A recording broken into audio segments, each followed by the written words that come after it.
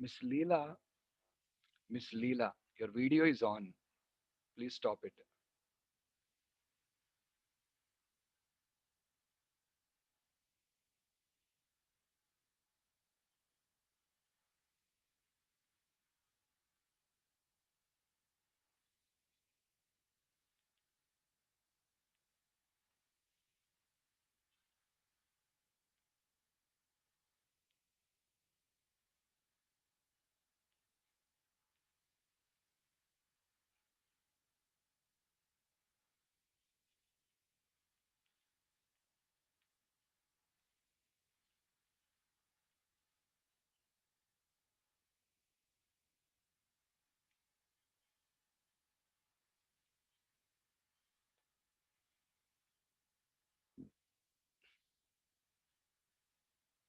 Yeah. Very good morning, guys.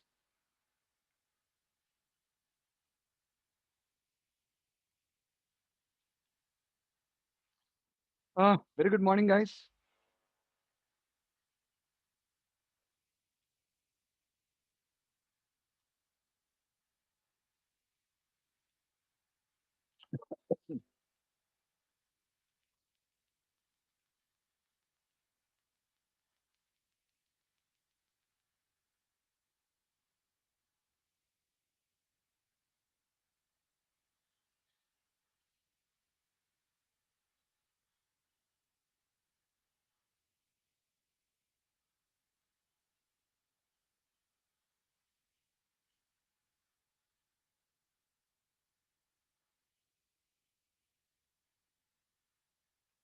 Okay,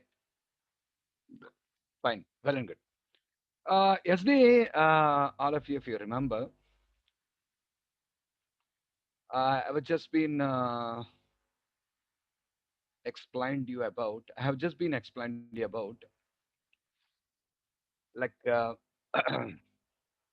what, yeah, Vishwaranjan, you attend Vishwaranjan, you attend in many batches. It's not the first time you're attending. Every time you say, this is my first class, this is my first class. So what?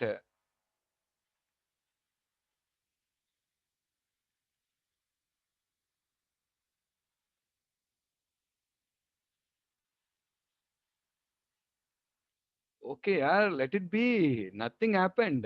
Maybe it's your first class. Let it be. Nothing happened. Yesterday only we started, na. Yesterday only I started. There's nothing I explained to you. Don't worry.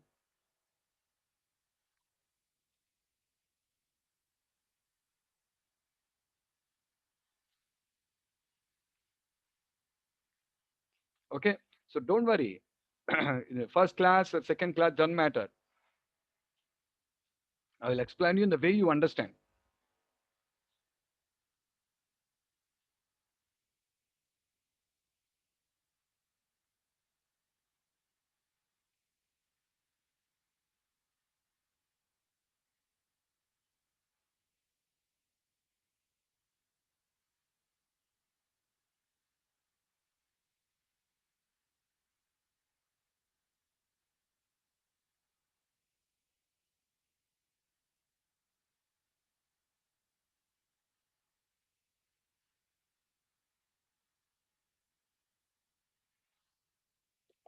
Okay. Fine. Fine. Um. So fine, yeah. So last day, yesterday, I was telling you about like what is .NET. What did I say here? What is .NET? See, Leelaja, we don't know that here because that is based on the government rules. Government has to give us permissions to start offline classes. So until we get the permission, we cannot start that. Okay, so that is completely based on the government rules. So we cannot do anything until the government gives us the permission. It's not in our hands.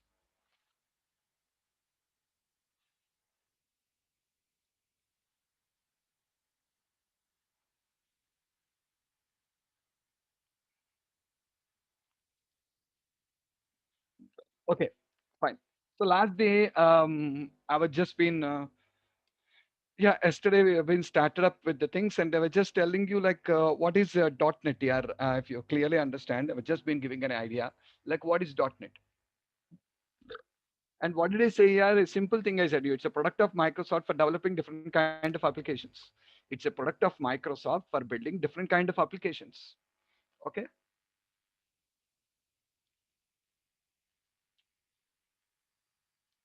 Yeah. So what did I say? It's a product of Microsoft for building various kind of application, various kinds of application. Like you can build desktop applications, web applications, mobile applications, and so on. You can build any kind of application. And what is the desktop application? Desktop application means these applications will be installed on your computer first to use them. If you want to use them, you're required to install them on your computers. Example, MS Office, Skype Messenger, Zoom, browsers like Internet Explorer, all these browsers are all desktop applications. Under this, again, we'll have character user interfaces and graphical user interfaces also. Some are character user interfaces and some are graphical user interfaces.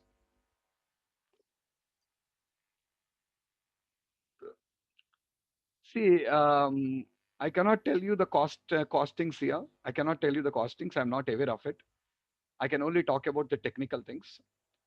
And basically, one more thing is Java means complete course will not be there. You're required to join core Java separately. You're required to join advanced Java separately.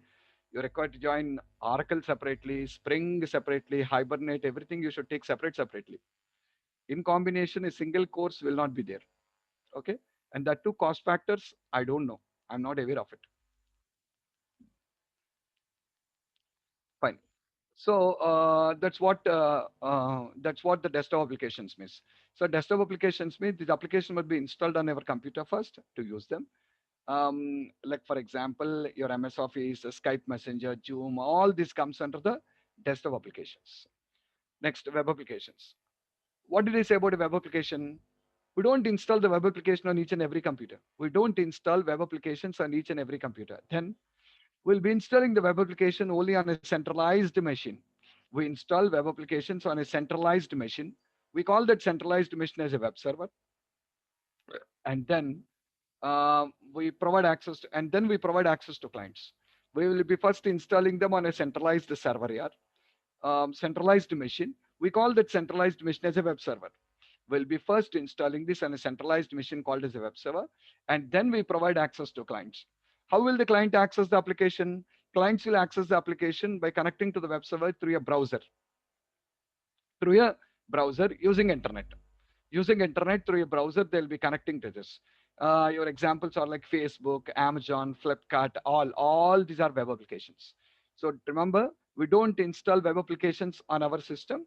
Web applications are installed on a centralized location. And third one is mobile applications. See, mobile application, all of you are aware of mobile application here. Can we consume a mobile application without installing on your device? Can you consume a mobile application without installing it on your device?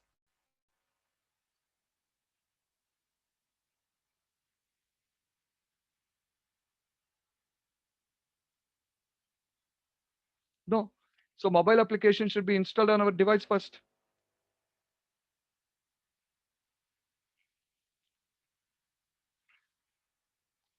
Are you clear?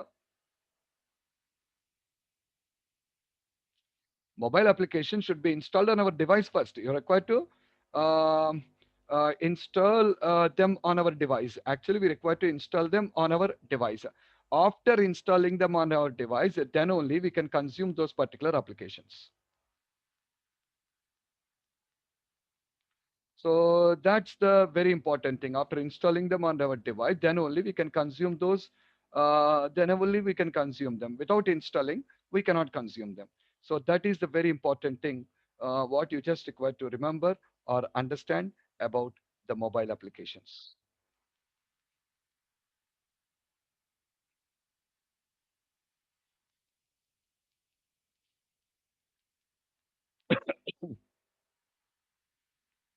Okay, but these mobile applications we should install on our device, but they will be working with the help of internet. See, you install WhatsApp on your device, you will be installing WhatsApp on your device, but remember a point here. Even though you install WhatsApp on your device, WhatsApp will not work um, without internet. Means they will be running like web applications. You should install them on your device like a desktop application, but you need to consume them like a web application with the help of internet. Are you people clear? So you can just think like this is a hybrid. A hybrid in the sense it's a combination of a desktop and a mobile. You should install on the device like a desktop, and you should consume it like a mobile. Sorry, web. Consume it like a web application. So that's what. Okay now. So this is what I explained in the last class. Any confusions with any of these things? Some of you people said to you attended today only. This is only what I explained in the last class here. That's all. Do anyone has any doubts?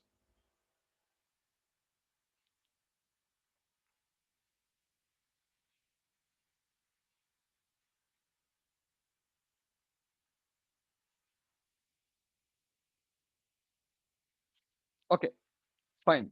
And next, I was just telling about it this year. If at all you want to become a full stack developer, if you want to become a full stack developer, what do you require to learn?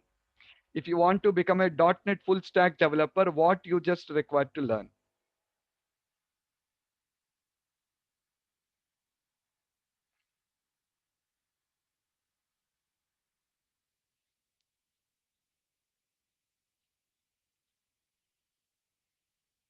Okay.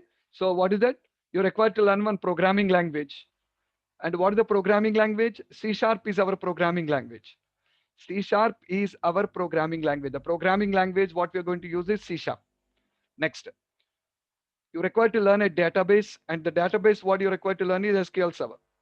The database, what you require to learn is SQL Server. SQL Server is the database, what you require to learn.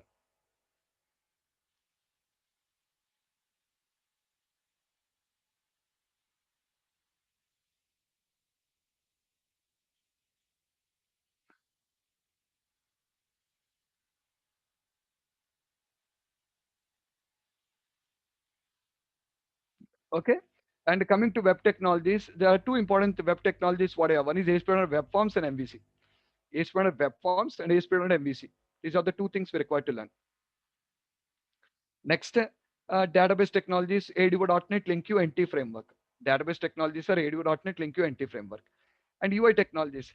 The last one, the UI technologies is common for everything here. You learn Java, you learn .NET, you learn Java.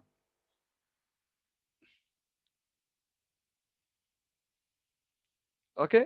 You learn Java, you learn .NET, you learn Python, whatever you learn. If at all you want to sustain in the industry, if you want to sustain in the industry, UI technologies is compulsory.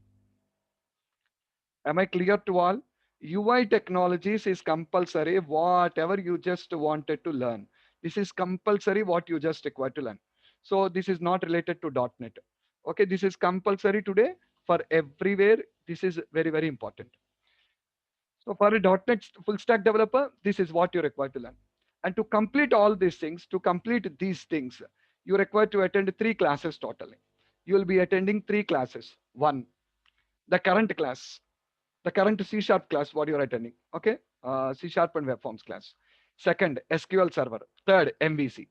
Three classes are what you require to take. One is the current thing, what you're doing, current class. Second one, SQL server. Third one, MVC. These are the things what you require to attend. See, and what is covered in the current batches? What is covered in the current batches? C sharp is covered, as well as ASP.NET Web Forms is covered. ASP.NET Web Forms is covered. Okay. In this ASP.NET Web Forms, along with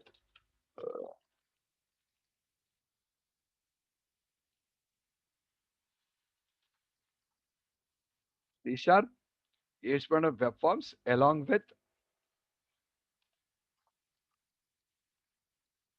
ADO.NET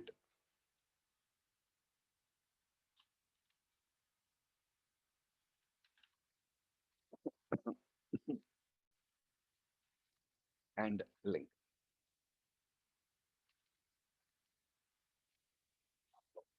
So listen, in the current batch, C sharp will be covered to you. ASP.NET Web Forms will be covered to you. ADO.NET will be covered to you. Link will be covered to you. Am I clear to all? Then what you require to learn separately? You require to separately learn SQL Server. If you are already familiar with the database programming, no need to learn SQL Server. If you are already familiar with database programming, no need to learn SQL Server. And other thing is you require to learn MVC. You require to learn MVC. MVC, this is separate, but this MVC, this is not the time for you to learn. In the end of the current batch, in the current batch end, you require to learn it. Are you clearer or not? In the end of the current batch, you require to learn this ASP.NET MVC. And in this MVC, this entity framework also will be covered. This entity framework also will be covered. Are you people clear? What are we going to cover in the current class? Come on, all of you. You have any doubts with it? This is what I'm going to teach you in the current batch. C Sharp, ASP.NET Web Forms with ADB.NET and LinkU.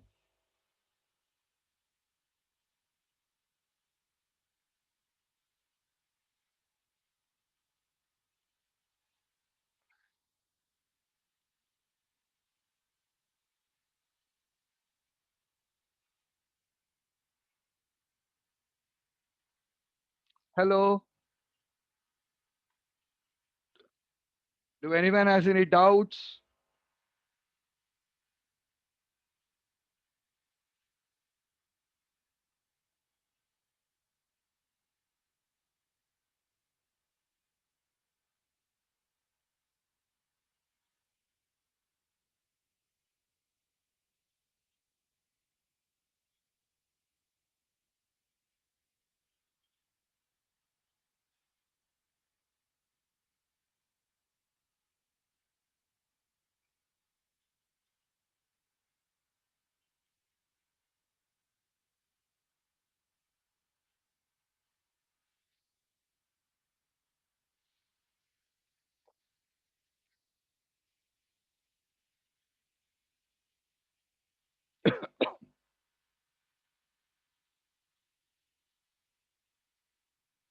There is no difference between 11 o'clock and 12 o'clock batch here. 11 o'clock batch has been started 10 days before, and this is a new batch. And within 10 days, we are going to merge both the two classes. Within 10 days, we will merge both the two classes. Is it clear, Praveen? Vadda the Praveen? Any database we use or not? Yeah, you should. You will use a database, SQL Server. That's why I said you're required to learn SQL Server separately. If you are aware of SQL Server, no need. If you're not aware of SQL Server, you're required to attend for SQL Server classes. Without database, how will you write ADB.NET and LinkU coding?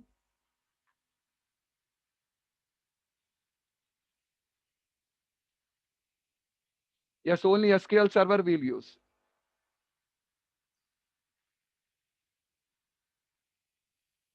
Attended demos for 11. That and these are same only. We'll merge up both the two classes. Okay, now? Yeah. See, come on here. Any more doubts? Any more doubts?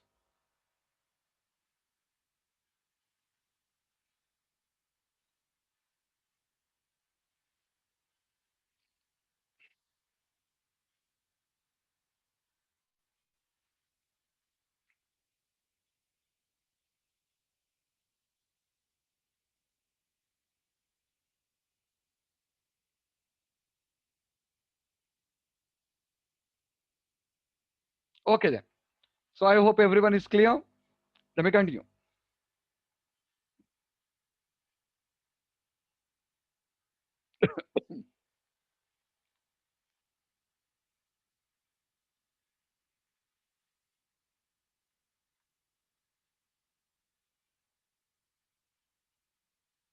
Yeah, 11 a.m. Fees are payments are completed and the link has been changed.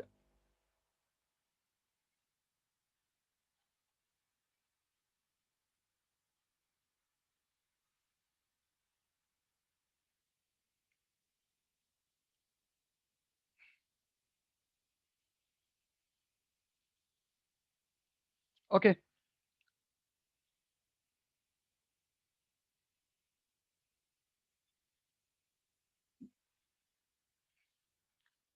Yes. Yes, Ujjwal.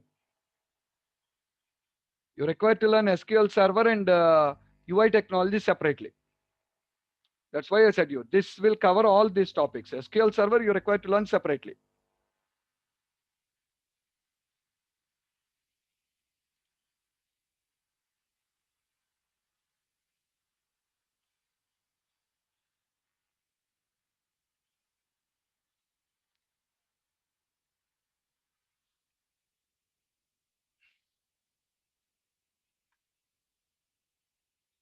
Yeah, you can take parallel SQL Server.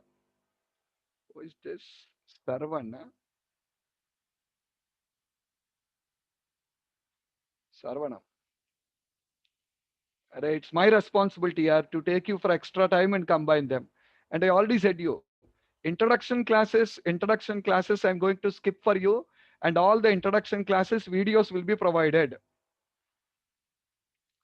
2 3 days I'll talk, and the remaining introduction classes videos will be provided to you.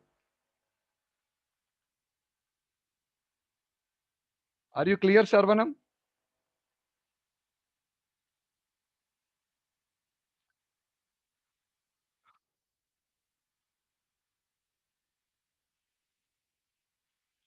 Deva Nagendra Kumar. Deva Nagendra Kumar, yes, you're required to attend SQL Server parallelly. Okay then. I hope everyone doubts are cleared. I hope everyone's doubts are cleared. So let me go forward. Let me go forward.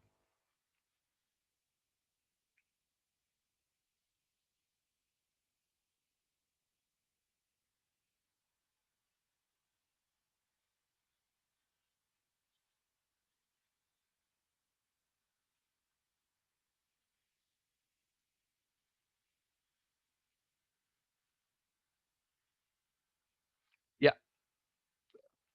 Uh,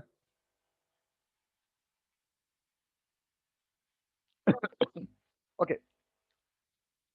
Now, if you just understand me, today I will just talk about the features of .NET. The features of .NET. Features of .NET. What are the features of .NET? Talking about the features of .NET, the first feature of .NET is language independent. The first feature of .NET is language independent.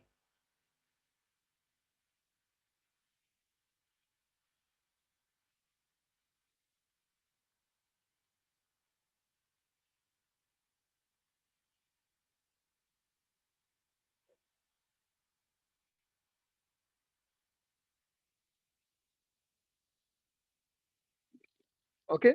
So I repeat, the first feature of .NET is it is language independent. So what is language independent? What is language independent? Okay, I'll tell you. See, all of you. Java. If you take Java, Java is one language. Java is one language. So you'll be learning that language and you'll be writing the code by using that language. You take Python. Python is one language. And by learning that language, you'll be writing the code now.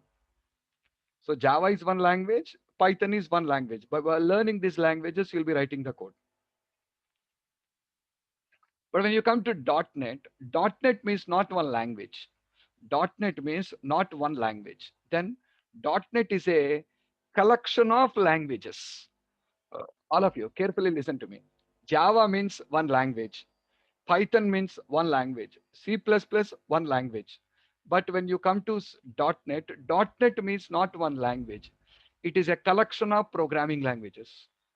What do you mean by that? Yes, in .NET, Microsoft has provided you 30 plus programming languages, not like one or two languages, 30 plus programming languages for us, and giving us a chance, giving us a chance. What chance?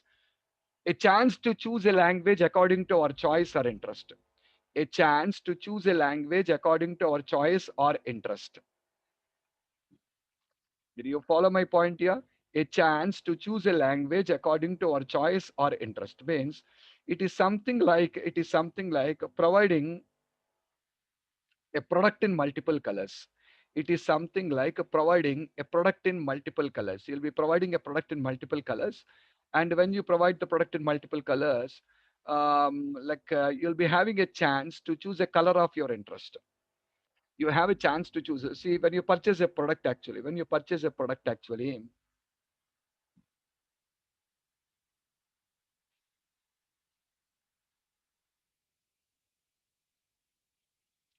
When you purchase a product, actually, you will be finding up different colors in that.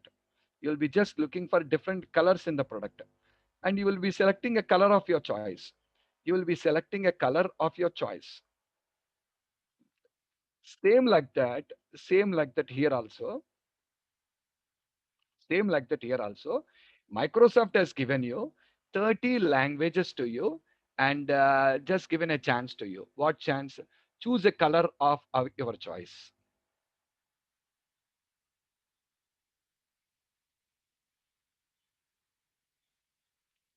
Are you getting me or not? Did you people understand my point? The product is offered with multiple colors, and you can choose a color of your choice. So here also, Microsoft has given you 30 plus languages, telling you select a language of your interest. Select a language of your interest, and everyone is going to be having his own option of choosing a language according to his own interest. I can choose one language, you can choose one language, and someone can choose another language. So that is the biggest advantage what you have in .NET. So the first important point is, I'm talking to the features of .NET. And the first feature is language independent. What is language independent? Let me tell you. .NET is a collection of programming languages. That is, it provides us multiple languages for building the application, so that as a developer, we can choose a language of our choice.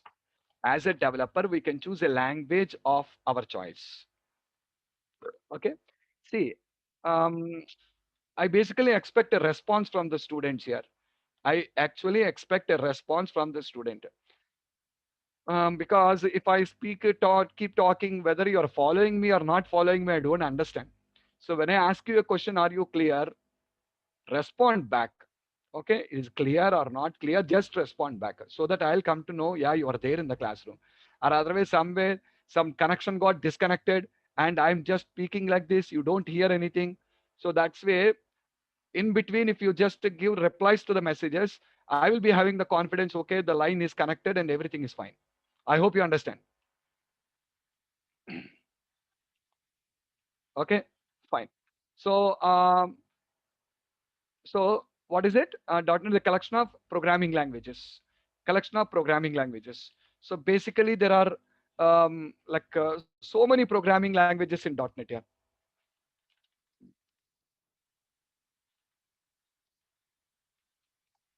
How many?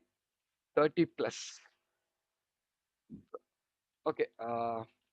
Okay. Just a minute.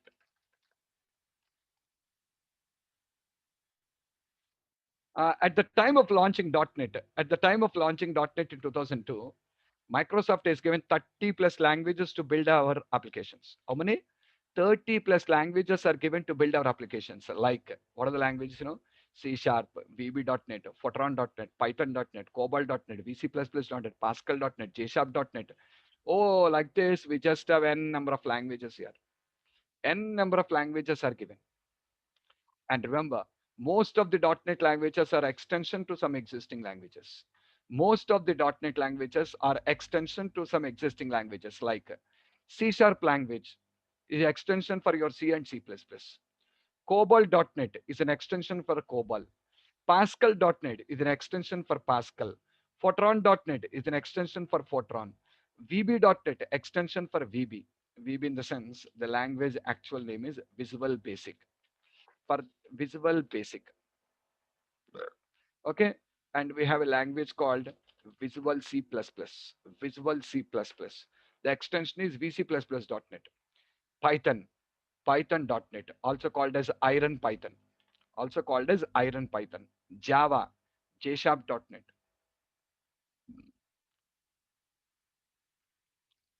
Did everyone understand this?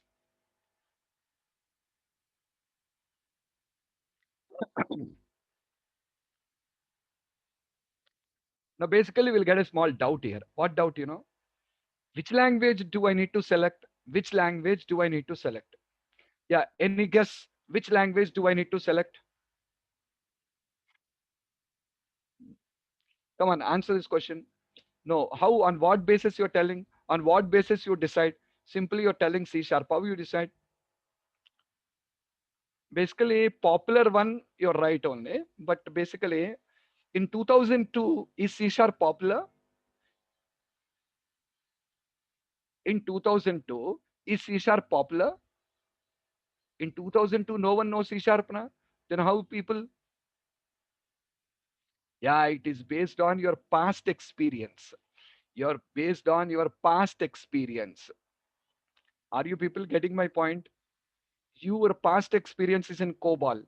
Your past experience is in COBOL. Will you choose C sharp? Your past experience is in COBOL. Will you choose C sharp? No. Your past experience is in Visual Basic. Will you choose C sharp? No. Your past experience is C++ and C. Will you choose C sharp? Yes. So that is what, yeah. How do you choose a language based on? And tell me, all of you who are coming into the programming today, COBOL, Pascal, Fortran, all these languages are not there. All of you, when you step into the programming, you started with C language only, no? Are when you came into this industry, you started with C language or not? If you want to step in into the industry, what do you learn first? If you want to step in into the software industry, what do you learn first? C language. So if you're coming from C language, if you're coming from C language, the best option before you is C sharp now.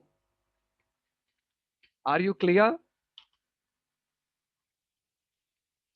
See, you completed, you want to do post graduation year, MSc you want to do. MSc you want to do.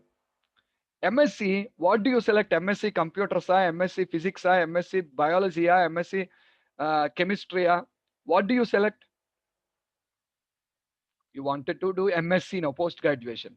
Tell me what you select. MSc biology.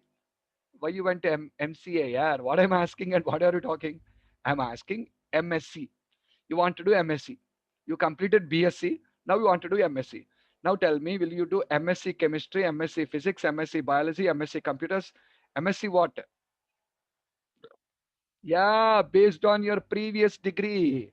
Arey Ujjwal, how do you say you do BSc chemistry and you will do MSc computers now? Huh? Ujjwal, you done BSc chemistry. Will you do MSc computers now? Huh?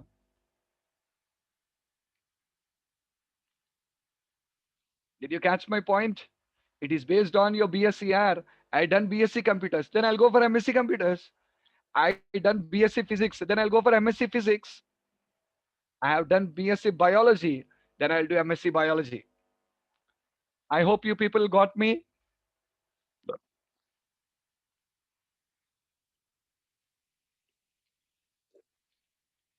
Okay, now? So that is what. And today, introduction stage, we have 30 plus languages here, but today we don't have 30 plus languages. All of you read this point.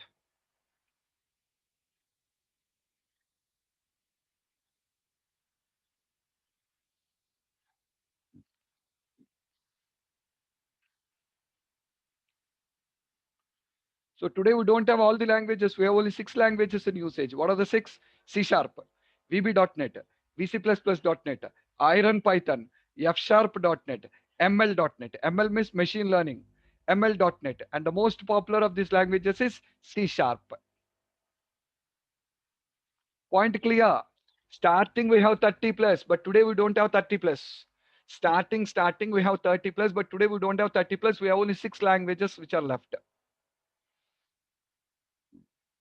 See, a company launched a bike in 30 colors here. In these 30 colors, only 5 colors, 6 colors are fast moving. Remaining 25 colors are not moving. What will they do? 30 colors they launched, but 5, 6 colors are fastly moving. Remaining colors no one is preferring. What will they do? After some time they'll stop it. No, same thing only happened. Microsoft has officially ended up most of the languages. So we have only 6 languages in usage. And all of you read this note. Read this note.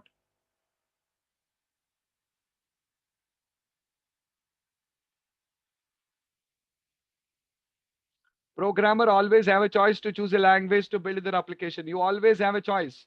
to choose a language of your application.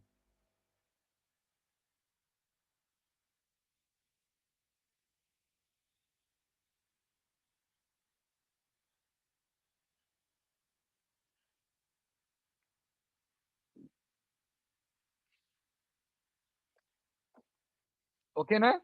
So always you have a choice of choosing a language. And I'll tell you one thing. All these languages are same here. All these languages are same. Same in the sense you'll have, see, same.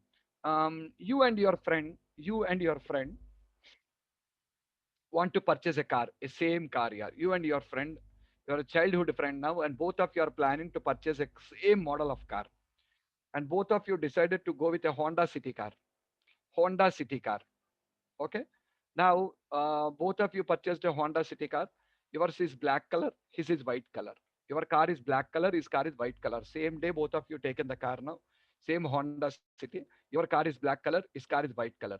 Now tell me, what is the difference between both these cars now? Will the black color car run faster than the white color car? Huh? Except the color, do you have any difference in the features? Huh? Will your black color car give you more performance, more mileage, and runs faster? No, no, nothing. What is the color? Are you following my point here? Exactly. All these languages will have the same features here. All the languages provides you the same features. The only difference you come across them is the syntax in writing the code. That's all. Did you catch my point? The only difference you have is the syntax of writing the code. Except the syntax of writing the code, there will not be any difference at all. I hope you people are clear. Except the syntax of writing the code, there will not be any difference at all. All are going to be one and the same and exactly same only. No difference at all. Got it? Huh? Okay. So, means each language adopts a different syntax in writing the code. Each language adopts a different syntax in writing the code. Okay. I will clarify you. What is the different syntax in writing the code? Suppose, think like this. There are three developers here. One developer learned C sharp language. One developer learned C sharp language. Another developer learned VB.NET language. Another developer learned VB.NET language. Another developer learned F sharp.NET language. F sharp language. C sharp, VB, F sharp. These are the three separate languages they have learned. And these three people went for a .NET interview. Went for a .NET interview. When they went for a .NET interview, the interviewer given them a task. What is the task? The task is write a program for printing from 1 to 100 by using a for loop. Write a program for printing from 1 to 100 by using a for loop. See, the task is write a program for printing from 1 to 100 by using a for loop. This is the task. So now, first developer is writing the code in C sharp. Second developer is writing the code in VB. And the third developer is writing the code in F sharp. Got my point? One developer C sharp, one developer VB, one developer F sharp. Are you clear what I said you? So the three developers are going to write the code in three separate languages. And what did I say? All the three are trying to write the code for the same thing for printing from 1 to 100. And their syntax of writing the code will vary. Okay? Watch it. If you are a C sharp developer, if you are a C sharp developer, observe it. This is how you write a program for printing from 1 to 100. Look at this code and tell me, is this for loop not exactly same as your C language for loop?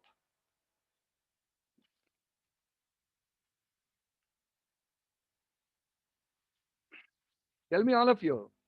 Is that for loop not exactly same as the C language for loop? Come on, yaar, only one response I got. That's what I said you. C sharp basically is a derived from C language only. C sharp is derived from C language only. So data types are same. Conditional statements are same. Syntaxes will be nearly similar. 75% syntaxes will be same here. Only 25% may be different, but 75% similarities you'll find. Okay, now this is how you're writing the code in C sharp. Now there is another developer. There is another developer Who came? Who was writing the code using VB language? And see, the second developer who was writing the code in VB language was writing the code like this. This is the syntax for a for loop in Visual Basic language. This is the syntax for writing a for loop in Visual Basic language. And in C language, we have int, na C sharp also is int. But VB language calls it integer. For I as integer. Here you said int I na. Here we say I as integer. In 1 to 100. Here also we said na 1 to 100. Step one is nothing but I plus plus. Okay, and printing the code and printing the I value, console.writeLine and printing the I value. This is how you write the code by using VB language. If you are familiar with the VB Visual Basic language, if you are familiar with the Visual Basic language, you will understand this one. If you are not familiar with Visual Basic language, it is kind of something new to you. But all of you know this, I don't require to give any explanation. Okay. Now the third programmer came learning F sharp language. And the third programmer is writing the code like this. All of you watch it. This is the code how to write in F sharp. For I is equals to 1 to 100, do printf, and this is how he is going to print the appropriate thing. Are you people clear?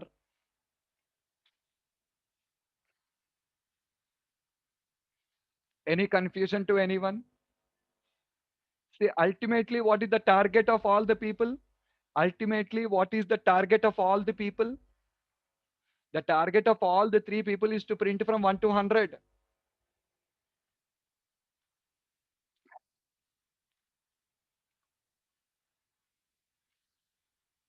What is the difference between coding and programming? Both are same only, yeah. Both are same only. Coding and programming, no difference. You write some code, you write a program. We use the words interchangeably. I'm writing code, I'm writing program. Both are same. Come on, people. Am I clear till now? Am I clear till now?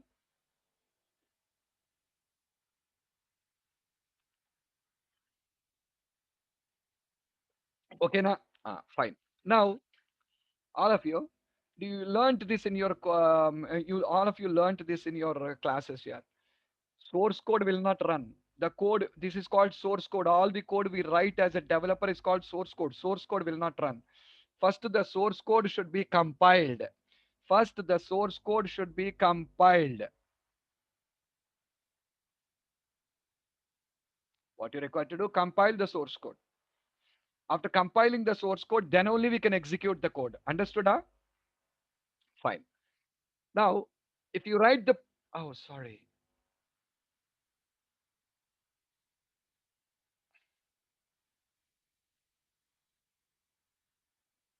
So all of you observe this.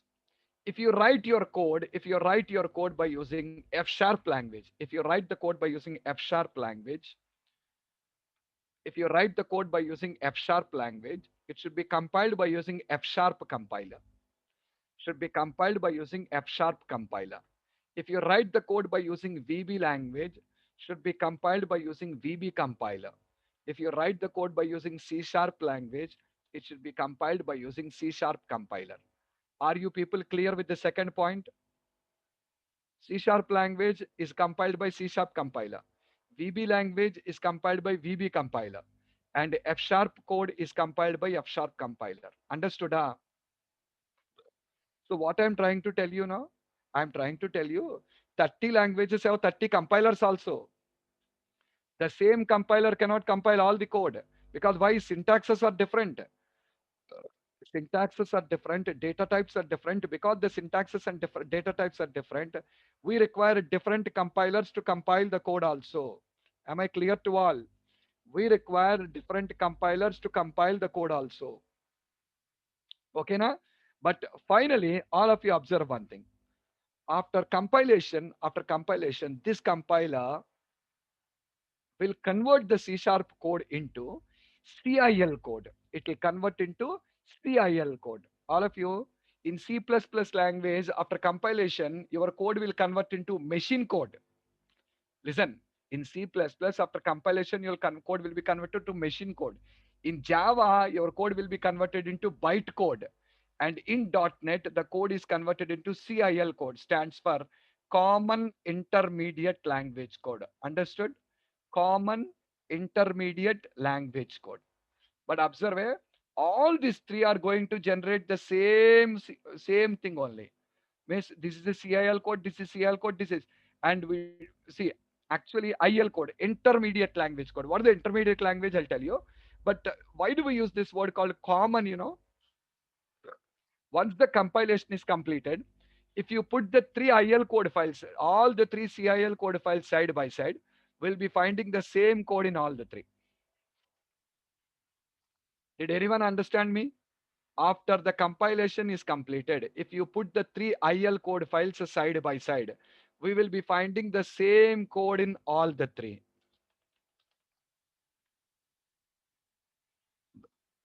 Same code, yes, same code. Will not be any difference, no difference will be there. You'll be finding the same code in all the three. All the three will be having the same code only. Looking into the IL code, looking into the IL code, no one can tell from which language this IL code is generated. Looking at the IL code, no one can tell from which language this IL code. Even Microsoft cannot tell that this IL code is generated from C sharp, or this IL code is generated from VB, or this IL code is generated from F sharp. Is my point clear? That is the reason why we use a word called common intermediate language code. C stands for common. So this is common for all. Okay, na? See, you are writing, you are writing an examination here. You're writing an examination. You write your examination in English, or you write your examination in Hindi, or you write your examination in your language like Telugu. All the three are going to give the same meaning only. Did you catch my point?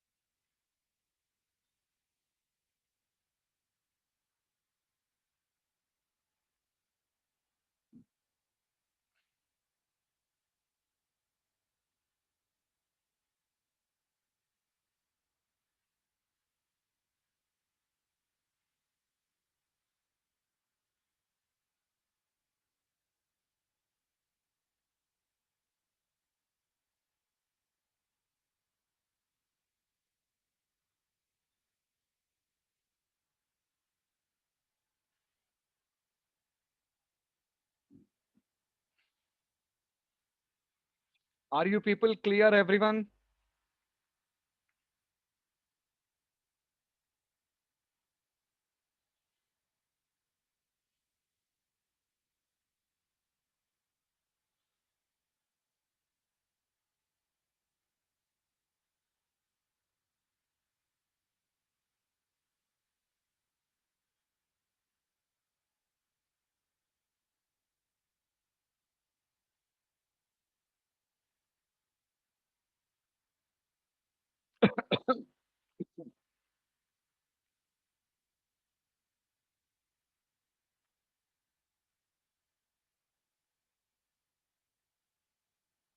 Okay, na?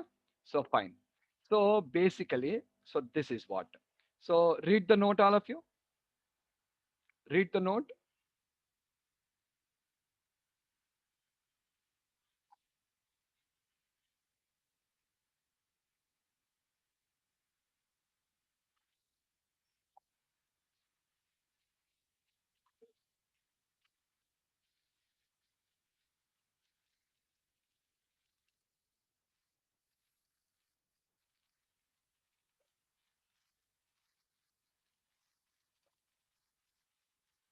Are you clear?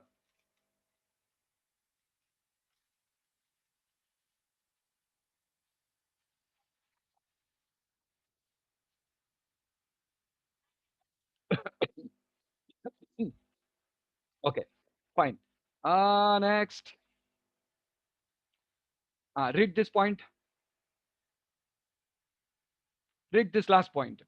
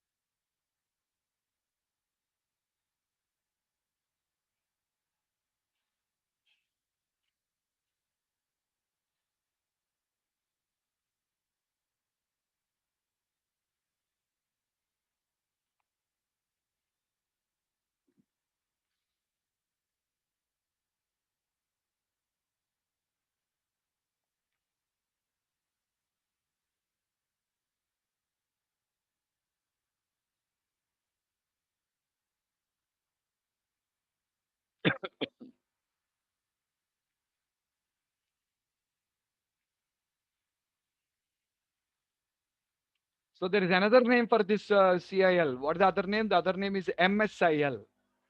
There is another name for this CIL. We also call it as MSIL. We call it as a MSIL, Microsoft Intermediate Language.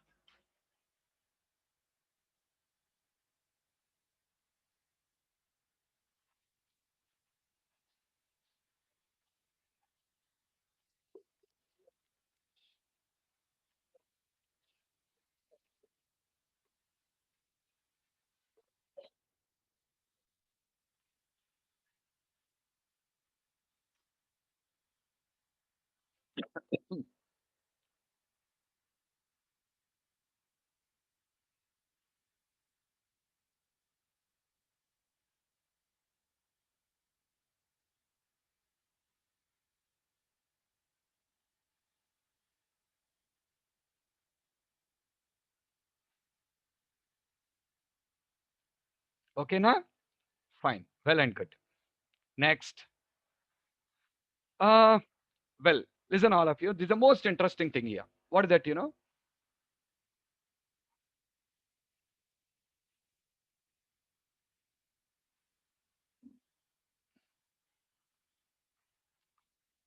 What that is? What that is? Like, is the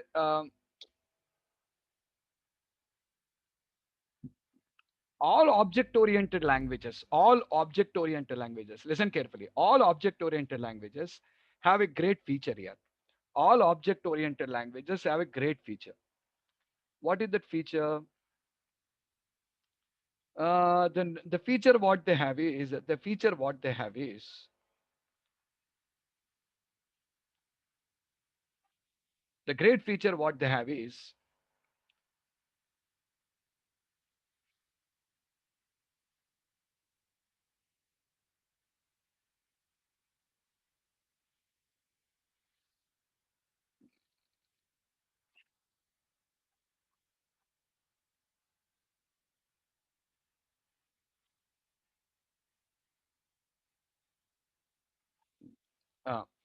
uh, I'm sorry here. What am I saying here? All object oriented languages have a great feature. What is the great feature? The great feature what do they have in this particular case is um, reusability, code reusability. What that code reusability? The code you write in the code you write in program can be consumed from other programs.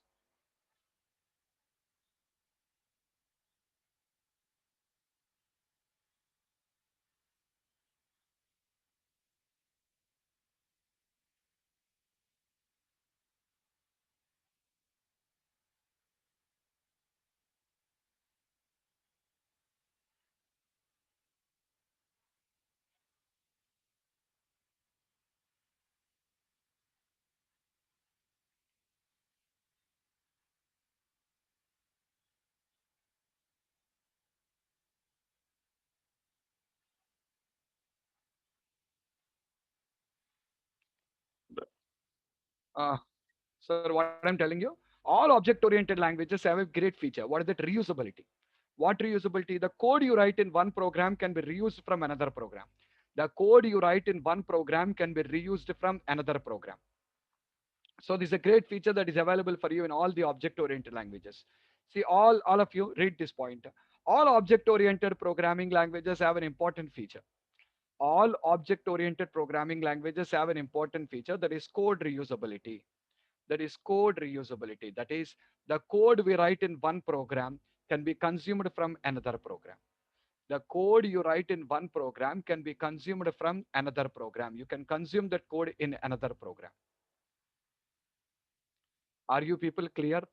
Okay. So this is available for you in all the object oriented languages. Watch it. Watch this. C++ source code here. Carefully observe. C++ source code compiled by using C++ compiler generates object code which can be consumed from another C++ program. Did you understand that, all of you? Come on, all of you carefully read that. Did you understand that?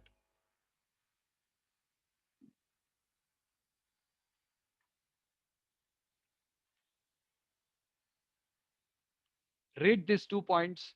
Read these 2 points and tell me, did you understand or not?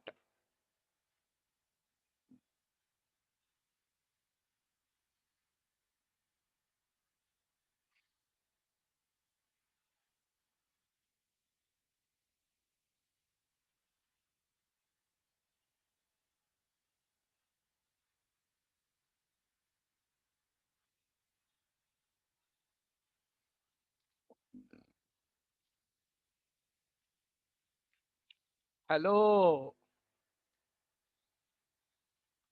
Arey, respond, yaar. Understood, did not understand. Something I need to know.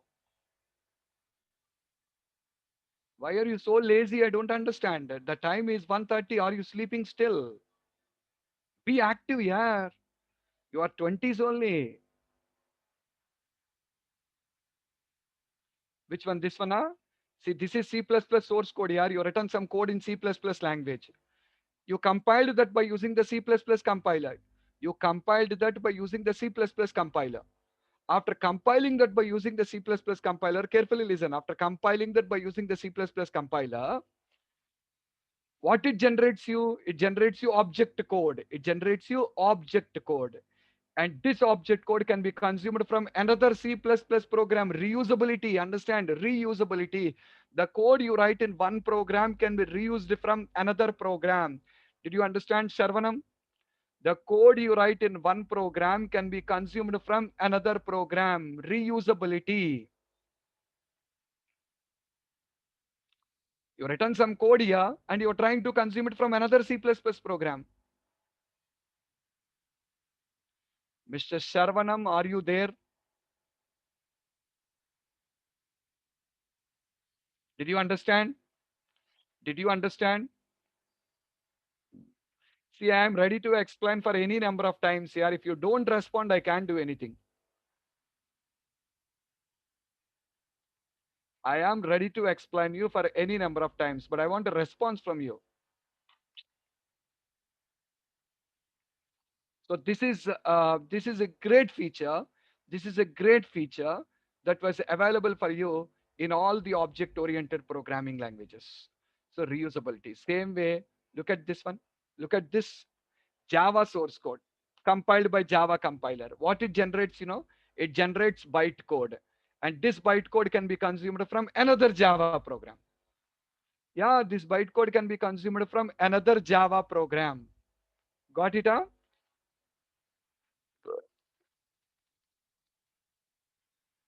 Same way, I have I have C sharp source code compiled by using C sharp compiler. Sorry, compiled by using C sharp compiler. Generates CIL code, which can be consumed from another C sharp program. Okay, now? Same as it. VB source code, VB source code, compiled by using VB compiler, generates CIL code, which can be consumed from another VB program. F sharp source code, compiled by using F sharp compiler. Are you people clear with all the five?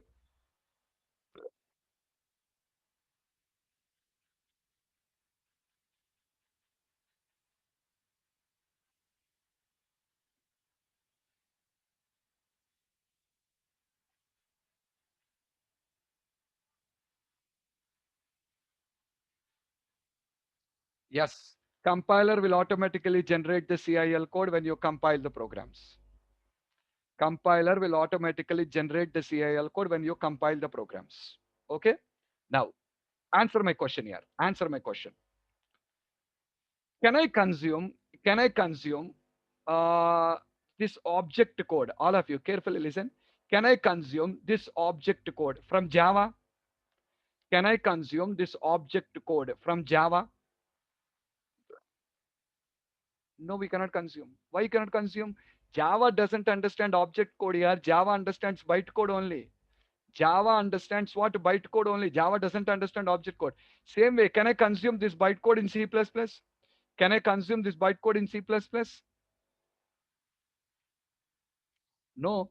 If object code cannot be consumed in Java, then how can bytecode be consumed in C++? The distance between your house to my house and my house to your house is same. Yes or not?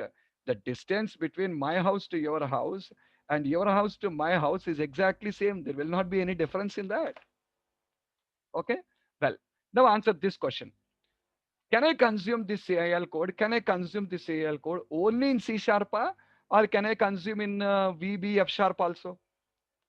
Can I consume this CIL code only in C sharp or can I consume it in VB and F sharp also? Can I consume it? Um, can I consume it only in the C sharp or can I consume it in all the .NET languages? I'm more specific now.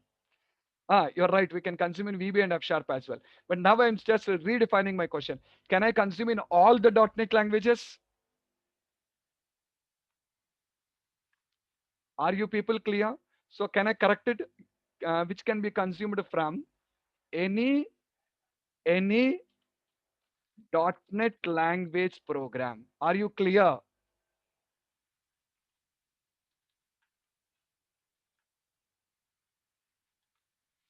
Are you clearer?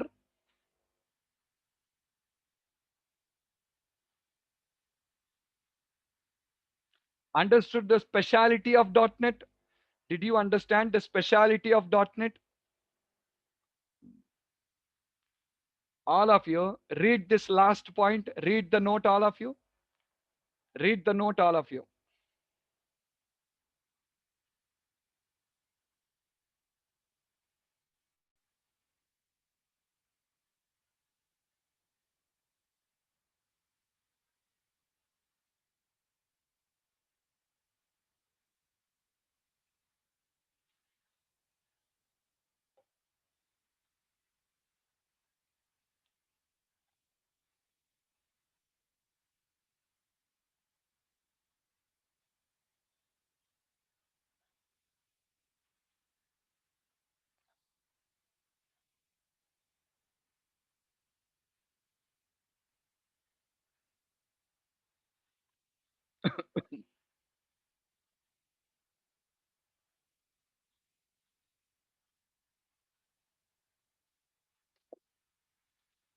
Okay, now?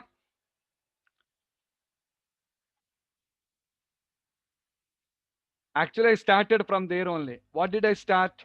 What did I start here? The first feature of .NET is language independent. It is language independent. And what I explained to you is that only.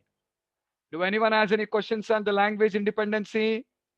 Do anyone has any questions on the language independency? Or language independent? The .NET is language independent. The code you write in one language can be reused from any other .NET languages.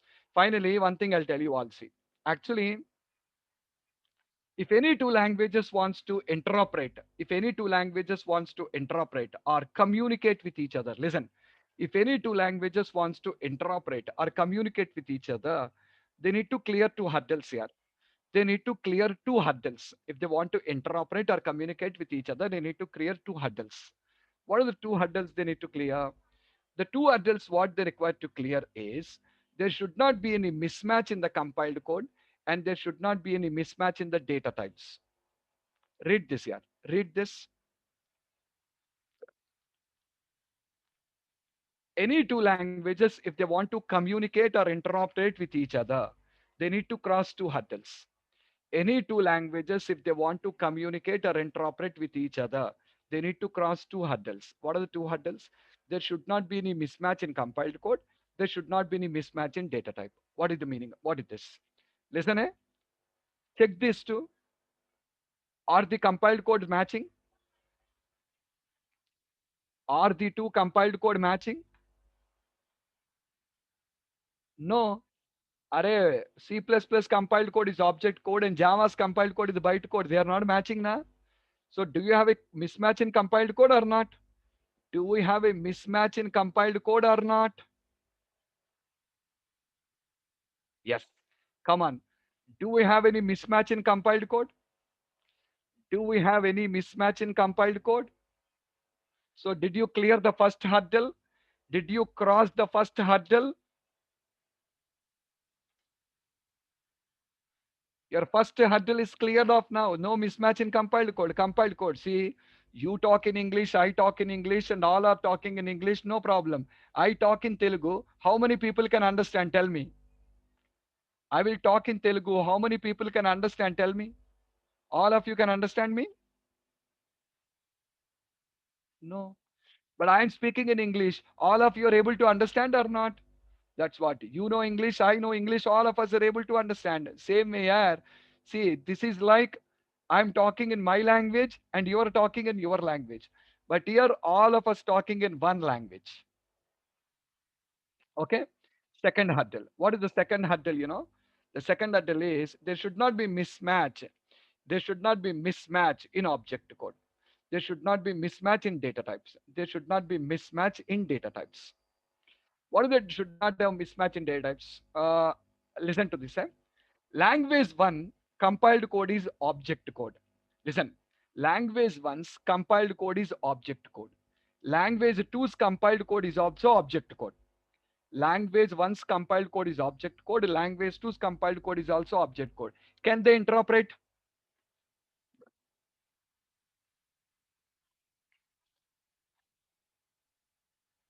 I got only one answer. Only one person responded. Can they interoperate? Not guaranteed here. Not guaranteed. 50-50 chances. But why? Why 50-50 chances?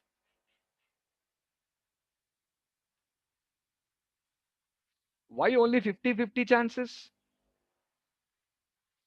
There is only 50-50 chances because there is only 50-50 chances because listen, watch this.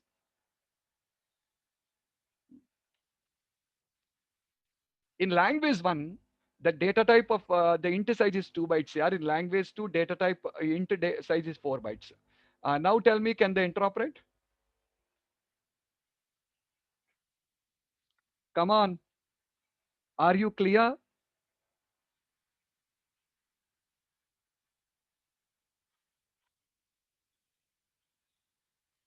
Hello.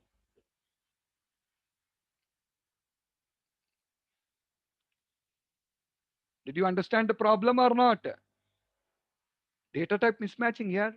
They should not be see, simple question I'll ask you. You and your friend wants to exchange a shirt with each other. You and your friend wants to exchange a shirt with each other. Okay? You want to exchange a shirt between each other. And remember this point here. Remember this particular point. What it is? If you want to exchange a shirt within each other, uh, is the size of the shirt important? Brand of the shirt important? Color of the shirt is important? Size. Perfect. See here, you want to exchange a shirt with your friend. Both are same color. Both are same brand. Brand is same. Color is also same. But yours is a small size and this is extra large size. Exchange now. You wear small size. Here is extra large. Exchange. You cannot na. But see, both are medium size here. Both are medium size. Brand is not same. Color is not same. But size is same. Can you exchange? Brand is not same. Color is not same. But sizes are same. Can you exchange? Yes, we can. Same common sense apply. Yeah, the same common sense only we should apply in this particular case also. Okay. And finally, all of you read this note. All of you read this note. In .NET languages, we will never face compiled code mismatch because all languages are generating CIL code only after the compilation. They don't face a data type mismatch problem also because all languages of .NET adopt a rule known as uniform data type structure. All of you understand this. Uniform data type structure. That is, similar types will always be same in size irrespective of their names. Similar types will always be same in size irrespective of their names. You'll ask me a question. What is it irrespective of the names, sir? Watch. Watch it. What is the name of the data type here? Int, right? What is the name of the data type here? Integer. Are the names matching? Look at them. Are the names matching? But int is also 4 bytes only. Hey, names are not matching, Bikram. One is int, one is integer. Names are not matching. Watch. One is int, one is integer. Okay. But one thing is clear, int and integer are having the same size. Int and integer are having the same size. No, int is different, integer is different. Int and integer, whatever is the name, sizes are different. Sorry, sizes are same. You call it as int or you call it integer, sizes are same only. Point clear to all? That is only what we call as uniform data type structure. Similar types will always be same in size irrespective of their names. Do anyone has any questions or doubts on this? Do anyone has any questions or doubts on this, what I explained you? Language independent. The code you write in one .NET language can be consumed from any other .NET language. This is possible because there is no compiled code mismatch and there is no data type mismatch. Okay, now.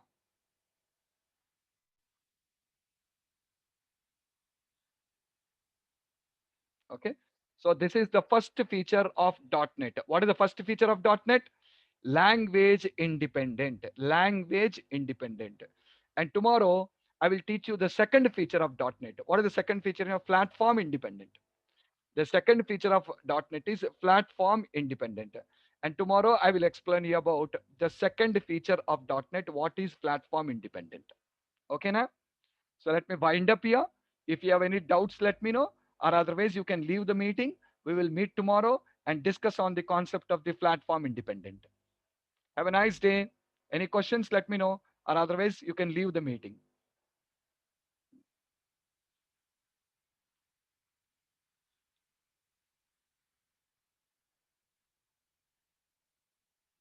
See, today I was explaining about this language independency theoretically. But once we go into programming, I'll practically show you. Once we go to programming, I will practically show you about this language independency. How to consume the code of one language in another language, I'll practically show you. Okay? I'll show you that one. Don't worry. Basically, the course is going to be 4 months here because it covers C Sharp and ASP.NET also. This class will cover 4 months because it is going to be C Sharp as well as ASP.NET also. Okay, now?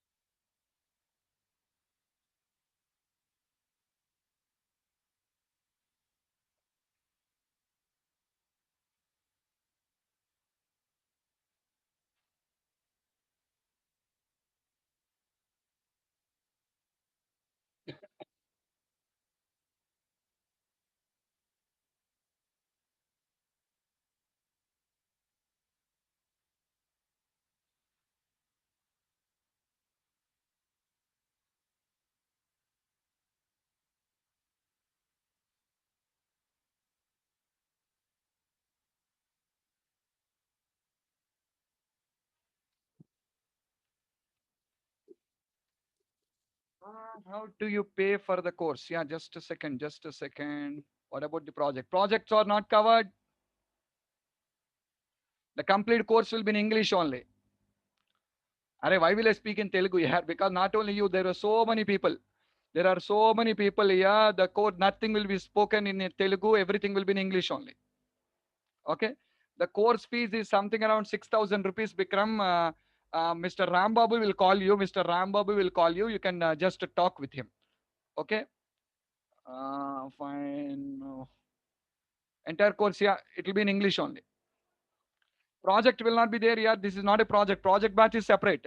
Project batch is separate. This is completely going to be um, uh, like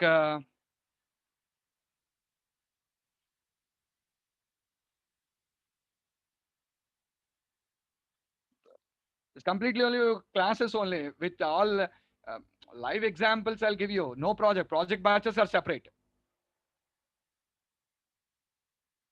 Every day, yeah, every day lecture, a 5 day, 6 day week. It's a 6 day week. Sunday will be a holiday. Demo sessions like 4 to 5 days, demos will be there. Yeah, another 2 more days, maybe the demos will be there. Another 1 2 days, the demos will be there. How do you pay for the course? They will contact you. Don't worry. They will contact you, Pranay Kumar. Pranay Kumar, the management will contact you and will let you know how to pay. Okay? Yeah, you can. You can build a project.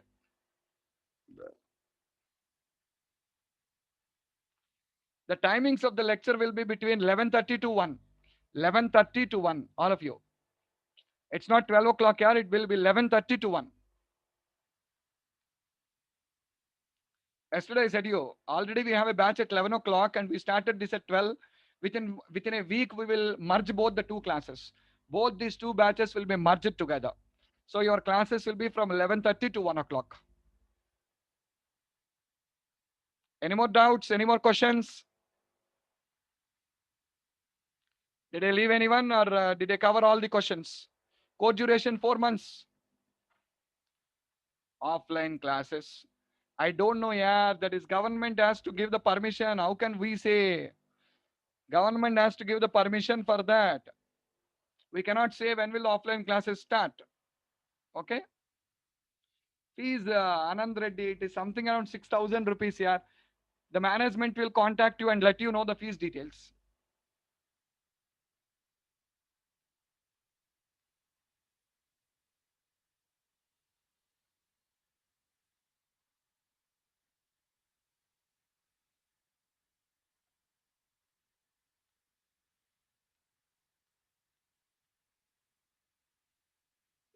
No, no recorded sessions. We don't provide the recorded sessions at all.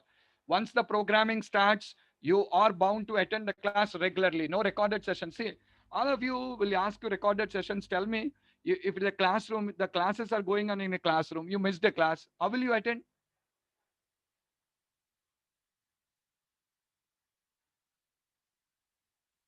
Mobile apps will not be covered, Sarvanam. Only desktop and web. That's all. Not mobile apps. You're not going to cover any mobile apps here. And that's what I'm telling you. No recorded videos will be provided to you. This is what I said to you. If everyone asks for a recorded video and if you give the recorded video, who will attend the classrooms here? Who will attend the class? The videos comes into the market, no one will attend the class. Desktop and web, that's it. Not mobile.